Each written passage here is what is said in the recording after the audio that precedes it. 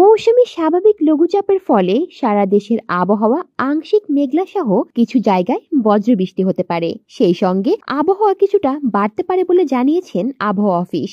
বুধবার প্রকাশিত ৭২ ঘন্টার আবহাওয়ার পূর্বাভাসে এই তথ্য জানানো হয়েছে। এতে বলা হয়েছে, সাগরের লঘুচাপের বর্ধিত অংশ পশ্চিমবঙ্গ এবং তৎসংলগ্ন অঞ্চলে অবস্থান করছে, আর মৌসুমী স্বাভাবিক লঘুচাপ দক্ষিণ বঙ্গোপসাগরে রয়েছে।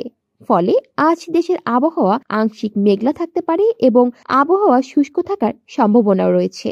এ সময় দিনের তাপমাত্রা প্রায় অপরিবর্তিত থাকতে পারে, তবে রাতের তাপমাত্রা সামান্য কমতে পারে। পূর্বাভাসে আরো বলা হয়েছে, আগামীকাল বৃহস্পতিবার খুলনা বিভাগের কিছু অংশে অস্থায়ীভাবে দমকা হাওয়ার সঙ্গে বজ্রসহ বৃষ্টি হতে পারে, তবে দেশের অন্যত্র আবহাওয়া শুষ্ক থাকতে পারে। এছাড়া সারা দেশে দিনের তাপমাত্রা সামান্য কমতে পারে এবং রাতের তাপমাত্রা কিছুটা বাড়তে পারে। এছাড়াও বর্ধিত ৫ দিনের পূর্বাভাসে বলা হয়েছে, আগামী দিনে বৃষ্টি বা বজ্রবৃষ্টি হতে পারে, তবে এরপর পরিস্থিতি কিছুটা পরিবর্তিত থাকতে পারে। কলি শিকদার, বাংলা নিউজ নেটওয়ার্ক।